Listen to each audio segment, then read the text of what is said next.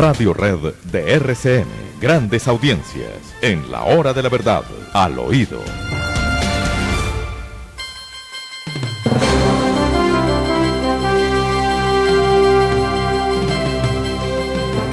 Como les hemos dicho repetidamente, este es el momento de una buena taza de café. O los momentos de una buena taza de café son todos, dicho también de otra manera, pero de café colombiano, el mejor café del mundo, el más delicioso, el más amigable al paladar, que tiene todos los sabores, de acuerdo a las alturas sobre el nivel del mar, de acuerdo a los grados de latitud. El café colombiano es insuperable. Y entonces, tomándonos una buena taza de café, y gracias a la Federación Nacional de Cafeteros de Colombia y a todos los cafeteros que son en el país, hablemos al oído, donde tenemos mucho que decir. Hace un rato hablábamos con un gran experto sobre el tema de la marihuana lúdica. Uno se pregunta, estos jóvenes que en los Estados Unidos están cometiendo barbaridades. La última fue en un sitio muy especial en la capital de Carolina del Norte, en Arlington. Un muchachito de 15 años cogió una escopeta, un rifle, un arma y salió a matar gente y mató 5 personas. 5 personas. ¿Qué interrupción tuvimos? Bueno, la pregunta es, ¿esos jovencitos que matan no estarán obrando al impulso o bajo la sombrilla maldita de una droga, de una cocaína, de una marihuana, de un fentanilo, de todo mezclado? ¿Es posible que un muchachito de 15 años resuelva matar a la gente porque la quiere matar? Hace poco, de mar, veíamos el juicio al joven que mató mucha gente y que no sabían si condenarlo a muerte o a cadena perpetua. El jurado, que se reunió para el efecto por la votación de una persona, de una mujer, negó la pena de muerte y abrió la puerta para una condena a perpetuidad. Ese muchachito no había consumido drogas. Es curioso, pero de eso no se habla, ¿no? Ese examen no se hace. En realidad no se confronta la droga. Y ahora vamos a tener droga hasta para tirar para lo alto. Demar, ¿cuántos grupos de erradicadores de coca están funcionando en Colombia desde el 7 de agosto, día de la posesión de Gustavo Petro? ¿Alguno? Pues vea usted, lamentablemente hemos solicitado el dato ya hace unos 15 días al ministerio para que nos diga exactamente cuántos grupos de erradicadores hay.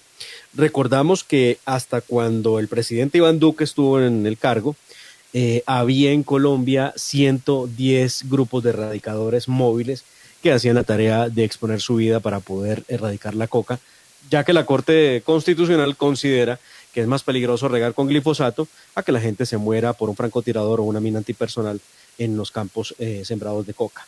No sabemos cuántos están operando, sabemos sí que recientemente el presidente Petro tuvo que recular, echarse para atrás, como diríamos en otros términos, y aceptar que la lucha contra el narcotráfico no es posible detenerla o pararla, sobre todo después de la visita de Anthony Blinken a Colombia. Petro había dicho que se suspendía todo tipo de erradicación, pero después de la visita de Anthony Blinken tuvo que salir a decir que no, que la erradicación tenía que continuar. La que definitivamente no iría sería la erradicación aérea, la fumigación con glifosato, que lo ha dicho la ministra de Ambiente, lo ha dicho Gustavo Petro, no va a haber en este gobierno durante estos 4 años, y que sea así 4 años. Y lo dice la Corte Constitucional también. El glifosato es bueno para todos los cultivos, para todos. Es un herbicida de una gran eficiencia que no causa problema ninguno, pero en el momento de echárselo a la cocaína entonces se vuelve dañino. Pero los grupos erradicadores se conformaron. Yo no he sabido que se haya conformado un grupo de erradicadores y que se está haciendo erradicación forzada de la coca en algún lugar del país, de mar. Yo no sé si a usted se lo han dicho. No, Puede ser no, que... doctor Fernando, y muestra de que no está funcionando, o por lo menos no lo conocemos, es que no ha habido las acostumbradas azonadas en contra de la fuerza pública, ¿no? Porque cada vez que había una presencia de grupos de erradicadores, inmediatamente salían a secuestrar o a atacar a la fuerza pública que hacía las tareas de erradicación. Entonces la pregunta es, ¿con cuántas hectáreas sembradas de coca vamos a terminar el año? ¿Con cuántas hectáreas sembradas de coca estaremos en este momento? Eso tampoco lo volvieron a decir. Silencio, silencio sepulcral. Nadie dice nada. Entonces viene Blinken y entonces aparentemente Petro se echa para atrás o recula, como usted dice. Pero, ¿dónde están los efectos? ¿Dónde están los grupos erradicadores?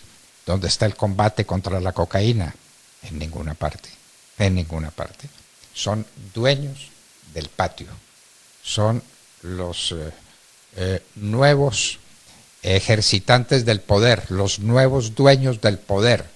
Son los que siembran, trafican, venden la maldita cocaína y también la maldita marihuana, ¿no? Porque ya oyó usted al gran especialista con el que hablamos esta mañana sobre la marihuana y nos describía cuáles eran los efectos desoladores, los efectos desastrosos sobre la vida de un joven que fuma marihuana, disque recreativa. Dios nos tenga de su mano. Bueno. Lo grave es que en el Congreso de la República pretenden abrir el debate y sale un sujeto a decir que él lleva 25 años consumiendo marihuana y que no es adicto. Claro. Es que es tan idiota como tan ridículo. ¿Cómo Pues puede decir eso? Si usted lleva 25 años es porque evidentemente ya tiene un problema grave. Problema grave y problema desolador. Y dice que es una persona maravillosa y que ha podido ser esto y aquello y que está en el Congreso y que miren la maravilla y es un marihuanero empedernido. Dios mío, Dios nos tenga de su mano. Cifras bueno, de la Casa Blanca, doctor Fernando, y cifras de la ONU respecto a cómo estamos en cultivos de coca en el más reciente informe que fue presentado en el mes de junio de este año. ONU, por supuesto, siempre tiene una cifra por debajo de la que presenta el Departamento de Estado. ONU dice que hay 143.000 hectáreas de coca sembradas en Colombia. Entre tanto, el Departamento de Estado, la Oficina Antidrogas de la Casa Blanca, dice que hay 234.000 hectáreas de cultivos de coca y una producción de 972 toneladas métricas de cocaína. ¿Cuántas? 972. Bueno, ¿qué estará pasando ahora? ¿Qué estará pasando a partir del 7 de agosto? Porque este dato es de junio, cuando era presidente todavía el señor Iván Duque. No, y es un dato, doctor Fernando, que obedece al año 2021. Los informes sobre siembra de coca se presentan un año con posterioridad a un año, entonces no tenemos dato todavía de cómo ha sido 2022, no sabemos. Bueno, ni idea. Bueno, hablemos de austeridad. La posesión de Petro y de Francia Márquez costó una platica, ¿no es cierto? Claro, eso tenía que ser por todo lo alto. El cambio es así. En esa celebración del 7 de agosto hubo fiesta privada, por supuesto, hubo DJ contratado, bebidas, chef, serpentinas, bombas, de todo, para poder celebrar la posesión de doña Francia Márquez y del presidente Gustavo Petro. En el caso de doña Francia se dice que llegó a costar 52 millones de pesos el acto de posesión. Eso es como el que compra pólvora, ¿verdad? Se va en un minuto. Aquí duró un par de horas la platica. El hecho lo ha denunciado Daniel Briceño. Habló de la fiesta de la vicepresidenta Francia Márquez, que inicialmente había sido presupuestada en 38 millones de pesos, pero que terminó costando 52 millones de pesos porque no contaban con la llegada de otras personas que aparecieron para hacer parte del agasajo. Entre las cosas que hubo en el plato de los comensales, pinchos de langostino, rollos de carne de jaiba ahumada, empanadas de camarón. El chef se ganó 23 millones de pesos por ir a cocinar esa noche. 23 millones de pesos. La mitad de Y la es fiesta que, costó. ¿por qué hubo una posesión distinta de Francia Márquez de la posesión de Gustavo Petro? ¿No era una sola? La celebración fue independiente. La Ah, celebración fue vea independiente. pues, vea pues, vea pues. Esa es la austeridad. Esa es la austeridad del gobierno de Petro. Dios mío. La Los Casa de costos de Nariño se posesión. llenó de flores el 7 de agosto. Costaron las flores la suma de 28 millones de pesos Qué en horror, flores para la posesión. qué horror. 28 millones de pesos en flores en un país donde hay mucha gente que no tiene que comer. Los costos de la posesión de Petro y de Francia. Bueno, vamos con que habrá debate de control político a Álvaro Leiva o como dice una analista norteamericana que no tiene ni idea del país, Álvaro Durán. Bueno, Caramba. sí, claro. ¿De qué se trata este debate de control político al canciller? Pues doctor Fernando, mañana miércoles 19 de octubre está citado el canciller Álvaro Leiva para que comparezca ante la Comisión Primera del Senado de la República, debate de control político que ha formulado la senadora María Fernanda Cabal. Va a preguntarle a la senadora Cabal por tres aspectos fundamentales en su gestión. El primero de ellos tiene que ver con las negociaciones que anunció un señor de apellido Grisby, William Grisby, de Nicaragua, a través de un medio de comunicación de ese país, donde decía que Colombia y Nicaragua, que Colombia estaba intentando negociar la sentencia de la Corte Internacional de Justicia a través de canales diplomáticos y que era o Colombia acataba el fallo de la Corte Internacional de Justicia solo si Nicaragua liberaba a los presos políticos. Y eso lo dijo este señor nicaragüense, que dicen es muy cercano a Daniel Ortega. Le va a preguntar la senadora Cabal por ese tipo de negociaciones. Recuerde usted que Colombia se levantó el 12 de agosto de la sesión de la OEA, donde se iba a condenar a Nicaragua por la violación de los derechos humanos. El canciller Leiva emitió un comunicado en aquel momento afirmando que se trataba de conversaciones humanitarias y que por lo mismo no era prudente quedarse allí y por eso se levantaron de la mesa y no condenaron a Nicaragua. Se lo va a preguntar a ver qué hay en el fondo de esas tales negociaciones secretas, que diría uno, doctor Fernando, no puede haber negociaciones secretas, pero además a razón de que el Estado colombiano resulta mediando en una situación política interna que es exclusivamente de Nicaragua y es de los países cuando se reúnen para poder votar en contra de ese país. Ese es un aspecto. El segundo aspecto que le voy a preguntar es por la carrera diplomática. El doctor Leiva dejó en varias manifestaciones a los medios de comunicación, había afirmado que la carrera diplomática en Colombia iba a dejar de ser una carrera para burócratas, para entregarle a los amigos de turno, a los políticos. Pues aquí lo que tenemos es que han designado embajador en Nicaragua a León Freddy Muñoz, un ex representante de la Cámara, entre otras cosas, investigado por posesión de cocaína. Han enviado a la Argentina a Camilo Romero, que fue gobernador de Nariño, y está en Venezuela Armando Benedetti. Entonces, recuerde usted que desde el sindicato de la Cancillería se quejaron porque pues no hay tal promesa de que iba a ser la carrera diplomática la que iba a primar. Aquí vuelve a haber cargos y nombramientos a dedo, sí, claro, de libre nombramiento y remoción. El caso de nuestro embajador en Washington, por ejemplo, también es un caso de político que termina en la carrera diplomática. Entonces le va a preguntar por eso. Y por último, tiene reservado preguntarle por qué afirma que a Santrich lo entramparon y lo asesinaron. Curioso que un ministro de Estado salga a defender a un terrorista acusado, entre otras cosas, de homicidio, de narcotráfico, de secuestro, y lo haga como si fuera lo más normal del mundo, defender a un criminal. Álvaro Durán, como dice esta señora de los Estados Unidos, que no sabe que es Álvaro Leiva Durán. Pero en fin, en los Estados Unidos son así y el segundo apellido es el que prima. Bueno, que vienen marchas y esta vez a favor de Petro, era lo que nos faltaba. No, pues eso es lo que pretende el que la organiza. Gustavo Bolívar ha estado convocando manifestaciones a favor de Gustavo Petro por lo bien que lo ha hecho en estos 2 meses de gobierno. y está convocando para el 15 de noviembre una manifestación en respaldo a Petro. Manifestación que será posterior a las dos manifestaciones que se vienen en contra de Gustavo Petro. Aquí aprovecho para recordarles las fechas. Sábado 22 de octubre, manifestación contra Gustavo Petro, y sábado 29 de octubre, nueva manifestación contra Gustavo Petro. Esencialmente, ¿por qué protestan los colombianos? Claro, reforma tributaria, alza en los combustibles, alza en la canasta familiar. Que a propósito, doctor Fernando, ¿vio usted a la ministra del Trabajo diciendo que era necesario intervenir y la canasta familiar para que no subiera de precio? ¿Para congelar precios? Sí. Lo que eso puede significar, ¿no? No, pues además hay que recordar que aquí tuvimos control de precios durante cuántos años y cuántas veces.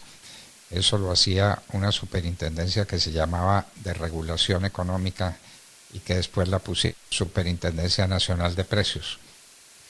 Y los efectos los recordamos y lo que pasó con eso lo recordamos. El control de precios ha sido un desastre donde quiera que lo han intentado.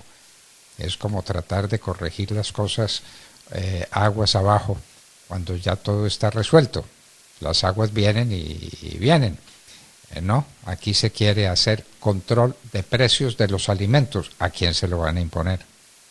¿Al que vende el arroz? ¿Al que vende la carne?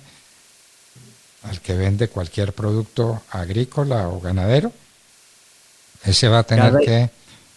¿Sí? Cada idea es peor que la anterior. Es más difícil de entender. Es impresionante. Y siguen en la carrera frenética por lograr hacer de Colombia, ellos dicen, una despensa agrícola para el mundo. Eso es lo que dice el petrismo. Pero al mismo tiempo una carrera frenética por acabar con el sistema de extracción de hidrocarburos en el país. La pregunta que le queda a uno para el petrismo es: ¿con qué piensan mover los tractores y las cosechadoras? Les recuerdo que utilizan diésel. Y si ustedes acaban con el petróleo y acaban con el gas, pues ¿con qué van a hacer producir la tierra? A veces me imagino que vamos a terminar todos hablando de un buey para que nos ayude a arar la tierra. Bueno, era lo que faltaba. Entonces, control de precios a la ganadería, control de precios a la agricultura, que no es necesario porque las van a arruinar por la propia virtud de la dinámica que traen con la invasión de tierras. Y eso no se volvió a recordar de mar. Y eran más de 12 departamentos los que registraban invasiones de tierras y la policía no interviene cuando los invasores sacan una bandera blanca. En el momento en que sacan una bandera blanca están dando señal de que quieren negociar. Entonces de lo que se trata es de negociar. ¿Qué negocia uno? Uno, propietario de una tierra que le ha costado, por la que ha pagado, en la que ha trabajado, en la que ha producido, y se la invaden. Dígame, ¿qué conversa? ¿En qué consiste la negociación? No puede haber conversación con una persona que está violando la ley.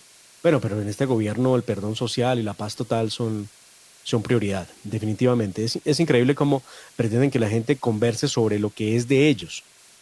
Uno no se sienta a negociar, a conversar sobre lo que es de uno, porque hay un derecho adquirido, ¿no? Lo que es de uno es de uno. No tiene discusión. Bueno, pero para este gobierno sí hay discusión. A propósito del tema del petróleo, doctor Fernando, un pronunciamiento muy interesante de Brigitte Batips. Ella es la rectora de la Universidad EAN y habló claramente. Ha sido una persona que estuvo durante mucho tiempo en el Von Humboldt trabajando y ahora pues está en la EAN y ha sido clara, a pesar de que es activista y ha estado en las causas ecologistas, ha sido clara en decir una cosa: el petróleo ni la minería es una amenaza biológica. En una especie de respuesta a estos intentos de la ministra de Minas, que no sabemos hasta cuándo va a estar allí en ese cargo, de querer acabar con la posibilidad de la exploración y explotación de petróleo. Recuerde que la meta del gobierno es en 2023 haber bajado por lo menos en 100,000 barriles diarios la producción de petróleo en Colombia, pasarla de 780,000 a 600,000 o 650,000 barriles. ¿Y cómo para qué? Porque vamos a salvar el planeta de la destrucción. Colombia produce el 0,4% de la contaminación mundial, pero vamos a salvar al mundo de la destrucción por estas ideas del petrismo. Con 100,000 barriles de petróleo menos. multiplíquelos por $100 para que simplifiquemos. Y entonces ahí tiene usted la cuenta de lo que vamos a perder por esta posición absolutamente irracional. Esto es irracional, esto no tiene ningún sentido. Vivimos literalmente del petróleo. Es que a la gente se le olvida que más del 40% de los ingresos cambiarios del país, de los dólares que logramos recibir del exterior para poder salir a hacer mercado, son provenientes del petróleo y de sus derivados. Entonces, esa plata, ¿con qué la vamos a suplir? Aquí lo que más preocupa, doctor Fernando, es el retroceso en temas de salud y de tecnología que vamos a vivir con una moneda tan devaluada como el peso colombiano, por cuenta de que obviamente los inversionistas no van a querer llegar a Colombia, un país con tanta inseguridad jurídica y con tantos malos anuncios, todos además de una difícil manera, de difícil comprensión realmente.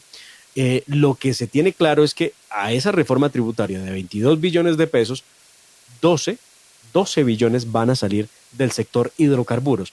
Y volvemos a preguntarnos, ¿en qué están pensando? Si necesitamos 12 billones que lo aportan en el sector de hidrocarburos, ¿por qué quieren acabar con el sector que está aportando el dinero, más de la mitad del dinero que necesitan para una reforma? Eso no lo entiende nadie.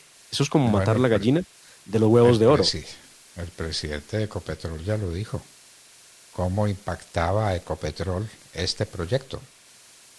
Y resulta que Ecopetrol es la gallina de los huevos de oro. O la vaca lechera. Cuidado, las vacas lecheras dejan de producir leche cuando no les dan alimento. Y la gallina de los huevos de oro no hay que matarla porque adentro no tiene huevos de oro. Los produce. Y Ecopetrol está produciendo y está produciendo muy bien. Y resulta que la quieren acabar. Porque pues a eso equivale disminuir la capacidad productora de Ecopetrol y reducir sus ingresos y reducir la posibilidad de nuevas zonas de exploración y de explotación de hidrocarburos. Ecopetrol, la gallina de los huevos de oro. Cuidado, la estamos matando.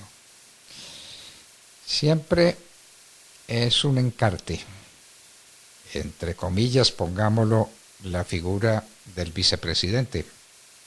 El vicepresidente, desde el punto de vista constitucional original, no es nada.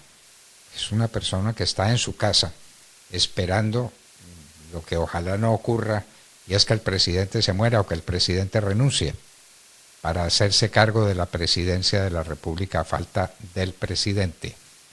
Pero hay que entretenerlo con alguna cosa. Y entonces lo están entreteniendo.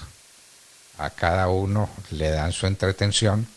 Hay que decir que Francisco Santos fue un hombre muy cauteloso, muy bien portado en esa materia y no le causó problemas al presidente Álvaro Uribe.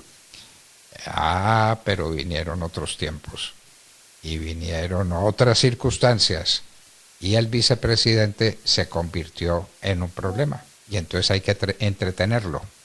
Y van a entretener a Francia Márquez dándole ministerio, el Ministerio de la Igualdad, independientemente del nombre que se le da, e independientemente que se diga que es para favorecer a las mujeres y para favorecer a no sé quiénes que están disminuidos. ¿Qué es lo que hace el Ministerio de la Igualdad? ¿Usted ha visto el proyecto? No, señor, lo voy a conocer hoy cuando lo radiquen en esta mañana para ver cuál es el alcance que tiene el proyecto. Por ahora lo que sabemos, doctor Fernando, son las líneas generales que desde campaña estaban anunciando, que era un Ministerio de la Igualdad que iba a incluir obviamente lucha para que las mujeres accedieran al poder, para que las mujeres tuvieran mejor remuneración, para que la comunidad LGTBI tuviera un lugar especial, para temas de igualdad, para que negros, indígenas y blancos tuvieran igualdad de oportunidades. Eso es lo que se dijo siempre. No conocemos el texto, lo vamos a conocer hoy y le prometo que mañana haremos un buen análisis de lo que dice ese proyecto de ley que crea un ministerio más y con eso ya llegamos a 19 ministerios y la noche que viene porque también debe crearse en cualquier momento el Ministerio de la Paz y Convivencia, que será donde termine seguramente la Policía Nacional. No sirve. Bueno, la Policía Nacional al ministerio nuevo que se crea. Ay, Dios mío bendito. La austeridad, el cuidado con los gastos, el cuidado con la cosa pública, más ministerios, más burocracia. Hay ministerios absolutamente inútiles, no sirven para nada. Para distraer a la señora Francia Márquez, búsquese otra cosa, llévenla a espectáculos, pónganla a pasear en alguna parte, pero no le organicen un ministerio por lo que más quieran. Y ahora pues, ministerio para albergar la policía, para darle gusto al señor ministro de Defensa, que válganos Dios, válganos Dios. Alguien nos contaba lo que hizo este señor en Guatemala, y Dios nos tenga de su mano. Aquí ha estado bastante prudente, ¿no es cierto? Ha estado bastante prudente, sí, silencioso. Silencioso sería la. Yo supongo también que el presidente Petro tiene muy claro que no le gusta que todo el mundo brille a la altura de él. Entonces a él le gusta solito.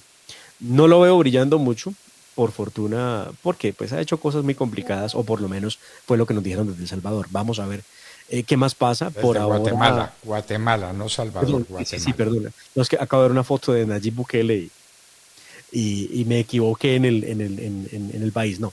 Guatemala, donde estuvo el señor haciendo parte de la CICIG, que era una especie de corte paralela del Estado para investigar supuestamente hechos de corrupción. Y Para eso. lo tuvieron que expulsar de Guatemala. Sí, Esa es la señor, el verdad. presidente Jimmy Morales. Él salió expulsado de Guatemala y entonces nos lo trajimos para acá y le dimos para que se entretuviera el Ministerio de Defensa, y por ahora pues es que no se le olvide cuántos generales han muerto en la guerra en Ucrania. Muere un general y es noticia que sacude el mundo. Aquí dimos de baja 60 63 era la generales, cuenta que teníamos, sí, sí, sí. generales del ejército y la policía, los dimos Sí, de señor. baja. Sí. ¿Esto qué es, por Dios? ¿Esto qué es? Simplemente una locura. Bueno, Y tuvimos yo fin de sí, semana, doctor Fernando, con esos famosos diálogos vinculantes de los que habla el presidente Petro, que dicen ellos ha sido un éxito, pero ¿hasta qué punto es un éxito? Fue en el Valle del Cauca, y las razones y la incomodidad por parte de los asistentes, de algunos congresistas que estuvieron allí pendientes de la llegada de Gustavo Petro, pues no se hizo esperar. Se inició el evento a las 9 de la mañana, se esperaba que el presidente apareciera muy temprano, y en la vida real llegó hacia el mediodía o pasado el mediodía, y la gente dice, pero ¿cómo es posible que no llegue el presidente a un evento tan importante, no llegue puntual? Y pues la verdad es que llegó a las 2:45 de la tarde. A las entonces dos y cuarenta y 5 horas de demora, 5 cinco. Un horas poquito, 45 minutos. un poquito demorado, ¿no? Bueno, porque en el Congreso de los Comerciantes no llegó nunca, entonces ha mejorado. ¿Ah? No, no, no. ¿No es así? Ha mejorado, No, porque no sé si haya mejorado, pero qué cosa tan incómoda, que el presidente dé tan mala sensación. Uno creería, pero bueno, ya esa teoría mía que la cambió el señor senador, recuerda usted, el que se emborrachó y andaba con una dama de compañía y tal cosa. Este sujeto dijo que él no lo habían elegido para ser ejemplo, sino para ser senador. De pronto el presidente dirá lo mismo. A mí me eligieron para ser presidente, no para llegar puntual. Bueno, qué horror, debe qué ser, ¿no? Me horror. imagino, me imagino. Qué falta de respeto, qué falta de consideración con el tiempo de la gente. Y yo sigo insistiendo, el presidente debe estar enfermo. Yo no creo que una persona sana sea capaz de tener este comportamiento. Y es que lo tiene con todo el mundo, lo tiene siempre. La pregunta es, ¿llega o no llega? Y la segunda pregunta, ¿llega pero cuánto tiempo después? Sí, sí, sí, sí, sí, sí. Por eso, en Cali, en estas reuniones que están organizando, era a las 9 de la mañana y llegó a las 2:40 de la tarde. Pero esto no hay derecho, no hay derecho. Pero Muy pues bien. él se hace desear. Bueno, parece que Vargas Lleras estuvo muy fuerte en su último artículo del domingo. Qué buen artículo el de Vargas Lleras, ¿sabe? Y, obviamente le cayeron rayos y centellas por parte de los... yo no sé, alguien me preguntaba en Twitter, ¿ya le podemos decir enchufados? Ay, no. Se sabe, ¿no? Recuerda a quién me refiero cuando hablamos de los enchufados. Espero que no sea el caso.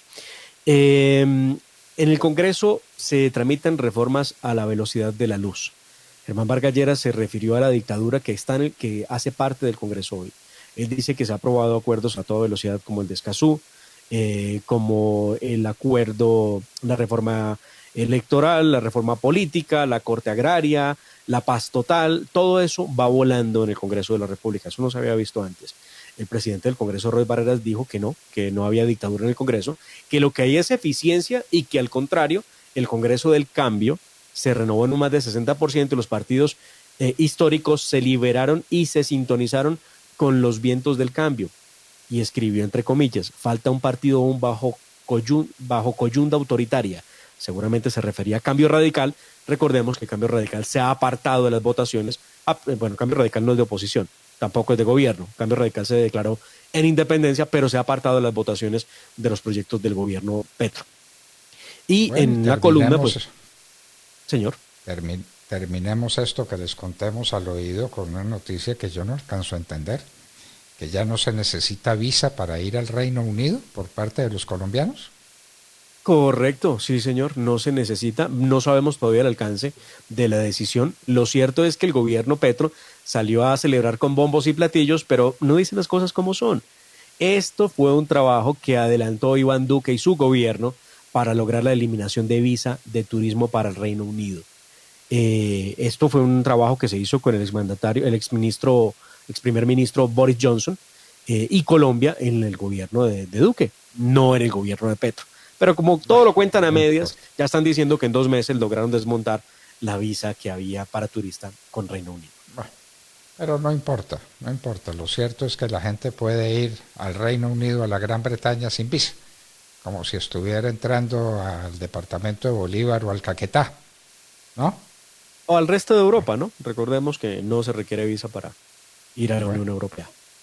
Los narcotraficantes estarán muy complacidos.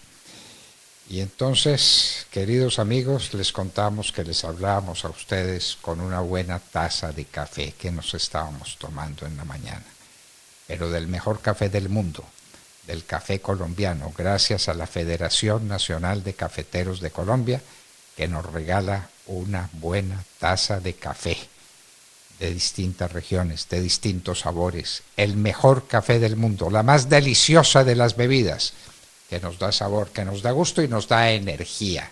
El café de la Federación Nacional de Cafeteros de Colombia. Y gracias a todos esos cafeteros que trabajan y a la Federación, estábamos hablando con ustedes al oído. 7 de la mañana, 50 minutos. Avanzamos. Esta es la hora de la verdad.